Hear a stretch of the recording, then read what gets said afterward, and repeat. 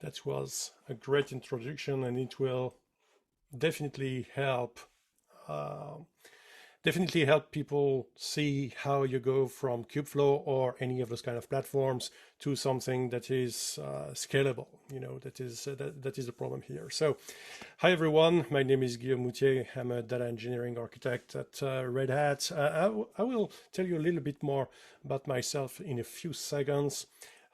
Today, I will give you some introduction on the context, because what I'm trying to solve is a very specific problem on this kind of environment, with a solution, a full demo, and maybe some place for discussion at the end.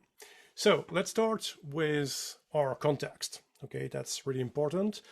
And part of the context is who I am. I joined Red Hat 3 years ago now, almost. Prior to that, I was working at Laval University here in Quebec City in Canada, where I was the CTO. And I had the chance to work with researchers, especially researchers from Compute Canada. So that's the whole HPC community all around Canada.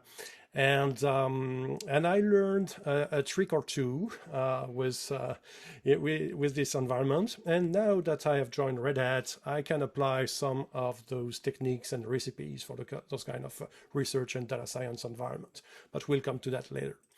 So first, for context, a little bit about Open Data Hub. Open Data Hub is an open source project. It's a fully open source community project that was developed at Red Hat, started 3-4 years ago, even before Kubeflow.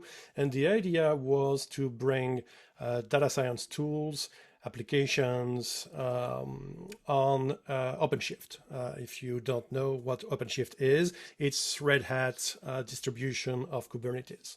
Think of it as 100% Kubernetes plus enterprise grade configuration features and things like that, with a great emphasis on security, and that has its importance. So our goal here is to adapt and take all those things, the different tools that you can see here on the slide, Seldon, Jupyter, Argo, all the things that, some things that Jimmy mentioned, plus other applications that are not yet into Kubeflow. Kubeflow is also part of what we are considering, and we take all of those components and we make sure that they run on OpenShift. As I said, there are some restrictions on OpenShift, especially in security. Simplest example, you cannot run anything as root. Just doesn't work. So you just cannot take any container, however it was built, and just make it work because of those enterprise security constraints. You have to do some adaptation on what you do. So that's what we are trying to achieve with Open Data Hub, bringing all those tools running inside Red Hat environment, making sure it runs. And again, Kubeflow is part of what you can deploy with Open Data Hub, which takes the form of an operator. So that's, again, an operator where you can select the tools that you need. Not all of them are there. Recently, we did Pachyderm, for example, to manage your data sources and those kind of things. And by selecting this into the operator, you deploy your data science platform on top of OpenShift, and we'll have a look in the demo at what it is. Second part of the context, Red Hat OpenShift Data Science, which is Red Hat's managed data science environment. So it's kind of an add-on that you can subscribe to on your managed OpenShift service. If you don't know, we have managed OpenShift services on AWS, Azure, those kind of cloud environment platform. But here it's an add-on that you just subscribe to through the marketplace. And bam, you have your data science platform. Red Hat OpenShift Data Science is based on Open Data Hub. So like Open Data Hub as the incubator or upstream versions of some of the tools that are brought later on OpenShift Data Science. This is something you can also test totally freely. I will put you have the link in at the end of the presentations, and you can have a sandbox environment for a few weeks for free for you to test OpenShift Data Science. So now that we have our context, let's start with the problem. The problem, and here I will take a simple example with an on-demand notebook. exactly the same thing you can have on Kubeflow or on Data Hub or OpenShift Data Science or any of those platforms, or even in your simple container that you run on Kubernetes. Okay, but let's say you want to have this on-demand notebook. So you create a container image that will include Python, some standard libraries, and Jupyter. Okay, perfect. You have your image that you can run and you can launch from Kubeflow, for example. But now, your users, your data scientists, they really like this way of consuming data science platforms. Instead of managing everything on the laptop and trying to work with different versions of libraries and everything, or make sure that they can share notebooks, in between colleagues and the rest, you have to have some consistency on the notebook images themselves. And of course, they want you to, as an administrator, let's say, of the platform, to provide many more packages and applications, like multiple versions. Because, okay, yeah, I've worked with TensorFlow 2.5, but for my new project, I like to use 2.6 because there are some very interesting features in it. Well, obviously, you cannot install both on the same environment. So, well, one solution is to have multiple images to be able to have this enabled for your users. And that's really, really important in data science. You just cannot, upgrade your images. You always have to provide older images, older environment, because an experiment, a training or something that you have done with a specific version, let's say of TensorFlow, can yield not totally different, but a different result with a newer version of the library. It will change your results. Even if the same code, it's the same data, just the change in the library or anything can yield to different results, which is something you don't want in data science. Everything has to be reproducible. So that means an image that was running 2 years ago, you want to be able to still have it, okay? Well, multiple versions, of course, there are always multiple new versions of new packages, so you have to update your images. That's a solution. Other solution, when people want multiple tools. Oh yeah, I want to work with TensorFlow, but someone else wants to work with PyTorch. Okay, you create multiple images. How many of those images will you create? Okay, because there are tons of different libraries. Of course, you can always choose to put everything in one golden image. Okay, it comes with TensorFlow and PyTorch and this and that, and everything that comes you can think of, but then those becomes overweight images, a few gigabytes each. It's just not manageable, not transferable, and so on. That's very difficult to work with. Plus, don't forget, it doesn't solve your previous issues, having multiple versions and the rest. If in those kind of images you have multiple packages and applications, well, I will let you do the math for the combinations that you can have when you are trying to build this. Or the other solution, well, you can let the users do this by themselves and only provide a base image with a notebook and let them do pip or conda installs or anything. But when you are doing this, first, it's not really practical because each and every time they are restarting their on-demand environment, they have to reinstall everything. It's really slow. Plus, it's just not true that pip or conda provide each and every application or libraries that you may need. It works for Python, but if someone wants to have access to real applications, the kind of the applications you install directly inside the OS, when you do a yum install or those kind of packages, where they may or they may not be available in conda, so it just doesn't work.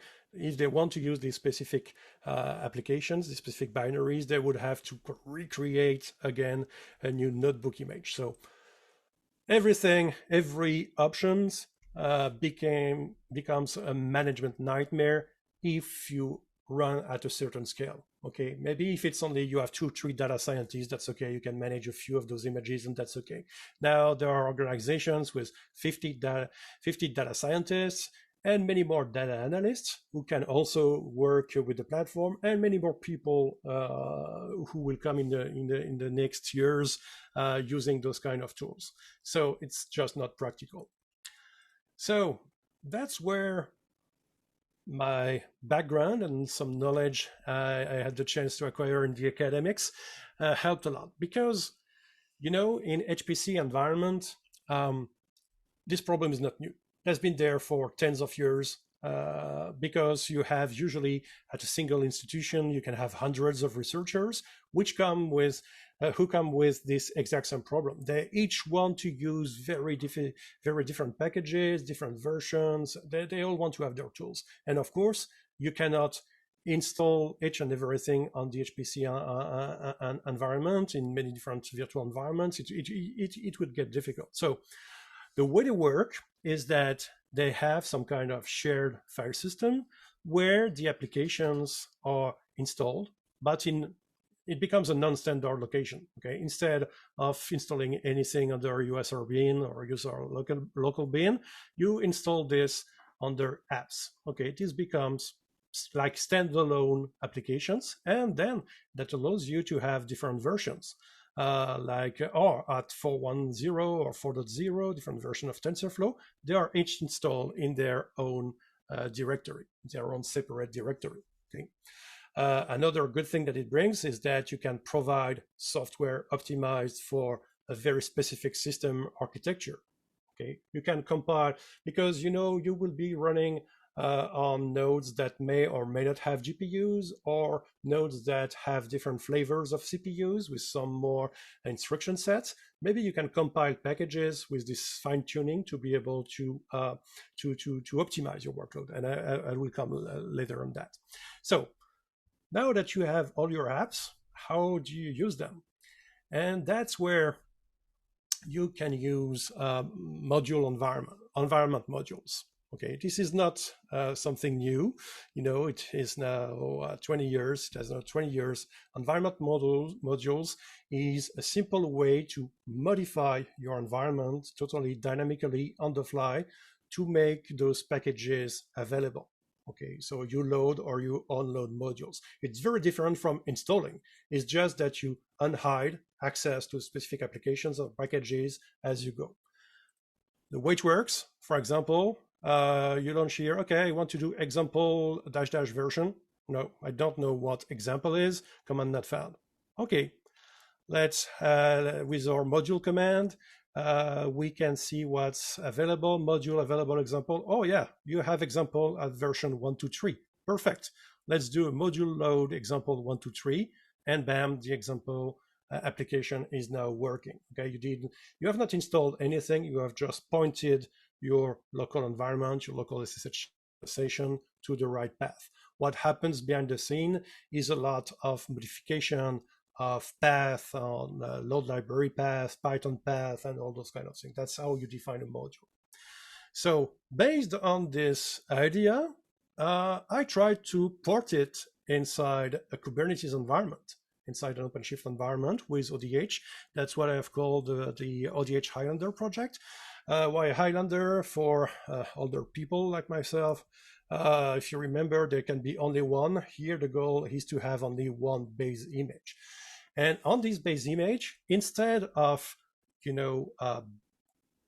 baking in all the needed libraries, I will just have my module loader thing. And what I will do is I will have a volume with my shared libraries, so organized as I have explained in different folders and anything, mounted as a read-only mini volume at mount time, at spawn time. So that means every time a user will launch an on-demand notebook, the volume will be there, and you will see there's a cool extension to Jupyter to be able to load, unload those modules easily. That's how it works. So without further ado, let's have a quick demo. So here, that's my Open Data Hub launcher. Normally there are many more tiles depending on what you have installed or not. And from there, I can launch my Jupyter environment.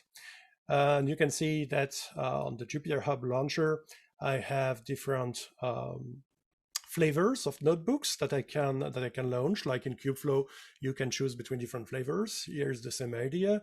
And by the way, ODH, Open Data Hub, will migrate in a few months to towards the Kubeflow notebook server. We have change of architecture. We're trying to stay as close as possible to Kubeflow, but here the image that I will launch is standard data science modular.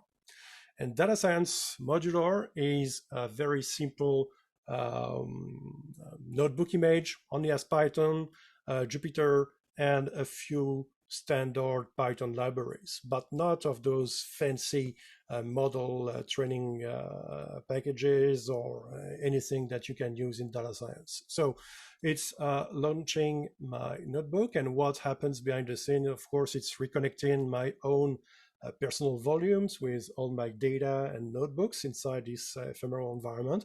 But at the same time, it is also reconnecting the shared library volume I was talking about. Okay, it will take a few seconds more. Of course, that's a demo, so it takes time. I don't know if there are any questions yet. Maybe while we are waiting for this. Okay, it's data attached and starting, so shouldn't be long now. Sorry about that. Okay, here we are. So the notebook server is up and running, and it will update. And now I am in my Jupyter Lab environment. Okay, maybe I can zoom a little.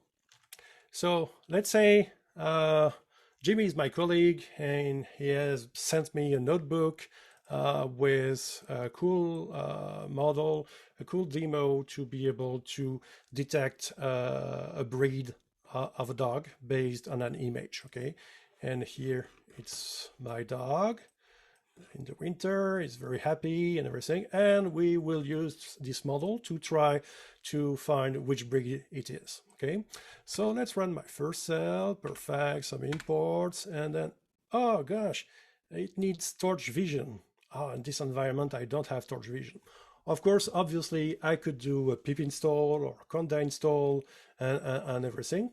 But let's imagine this is a more convoluted environment with tons of packages to download and install. Maybe I don't want to spend 20 minutes each and every time I will relaunch this same notebook. So now with this modules environment, we have a cooler way.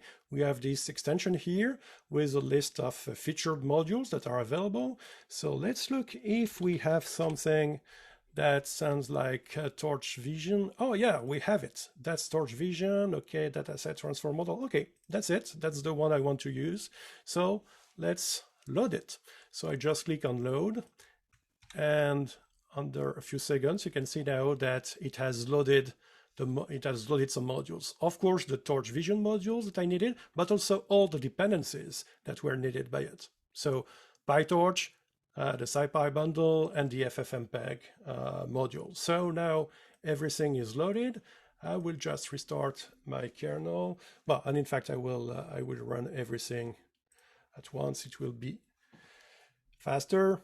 And you can see that it's now doing the import, and the import torch vision worked perfectly because now it's a module that is accessible. And at the end, I have my picture and I have the prediction, 98% chance it's a Leonberg. Yes, this is a Leonberger. This is my dog.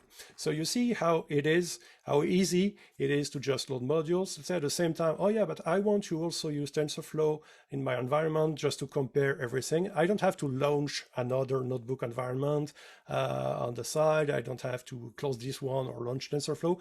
I can just click on load here, and then TensorFlow now is loaded.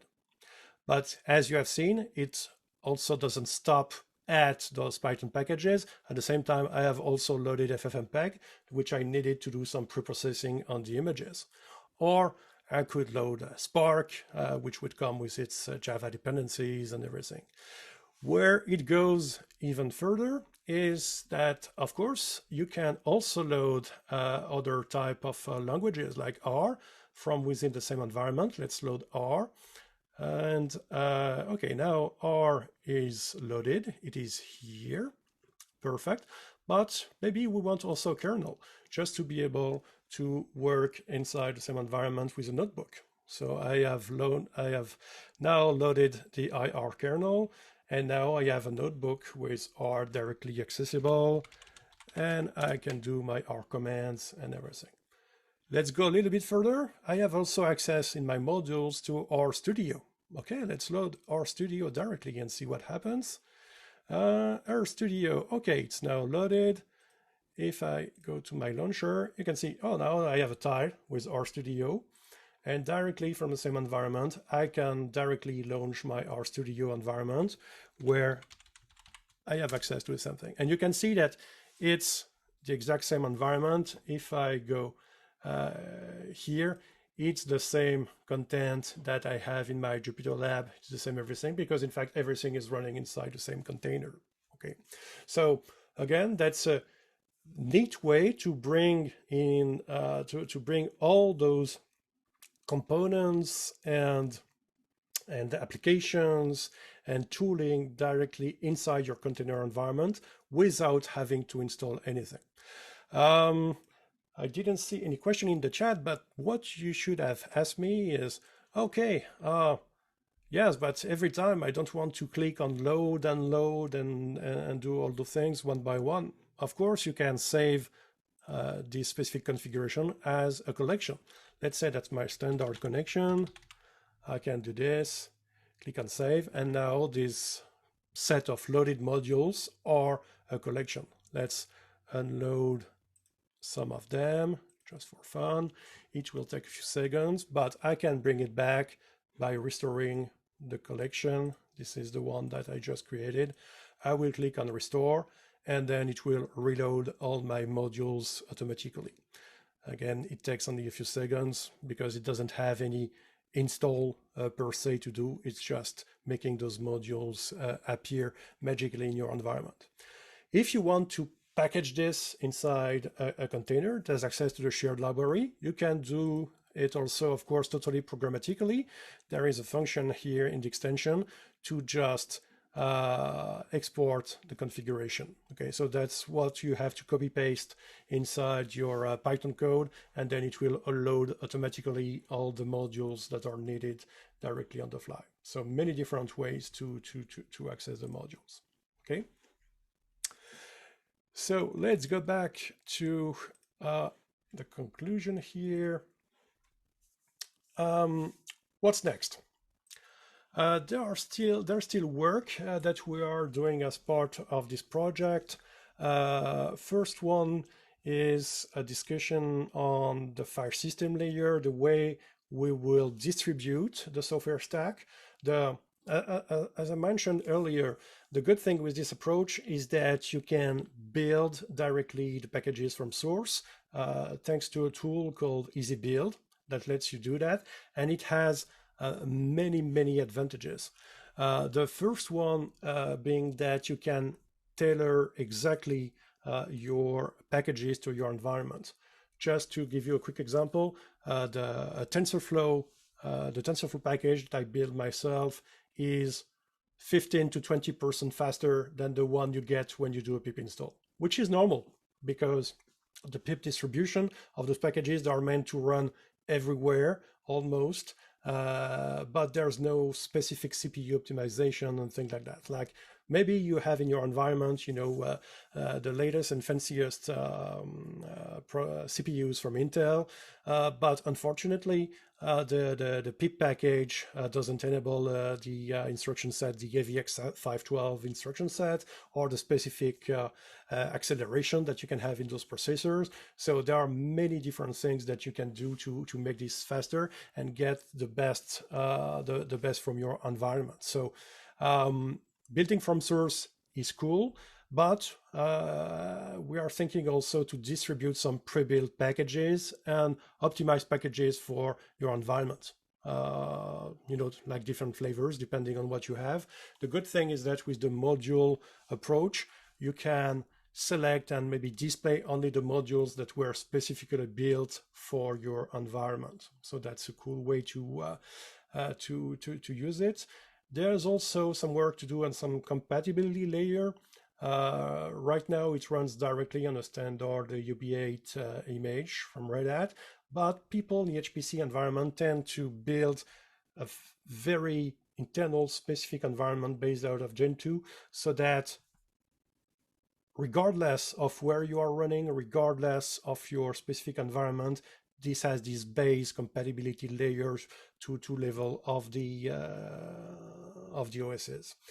This comes in conjunction with maybe some involvement with the EC project, which is the European Software Distribution Consortium. Sorry, I don't remember the acronym exactly, but the HPC people in Europe are teaming up together just to try to create a centralized repo for those software packages so that it's interchangeable. So maybe it will be interesting to consider, doing this approach in the same way that is implemented by EC, so that we can benefit from cross sharing along the project. So that's what is happening now. Stay tuned in the coming month for more. If you are interested right now, you can, of course, have a look at Open Data Hub, which is already available, OpenShift Data Science. Again, you can try Red Hat OpenShift Data Science for free right now in Sandbox's environment. So you can go there and have a look. That's the repo where the ODH Highlander project is soon migrated to this other one. I'm refactoring a little bit so that it's clearer for people, for new people coming into the project. And I have added some more documentation on the environment modules, LMOD, and Easy Build itself, and the EC project.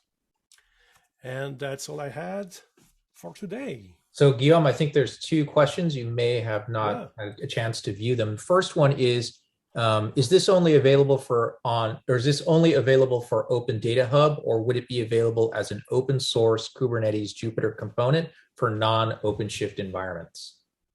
It's the approach itself, loading modules inside your environment is totally agnostic of on where you are running it.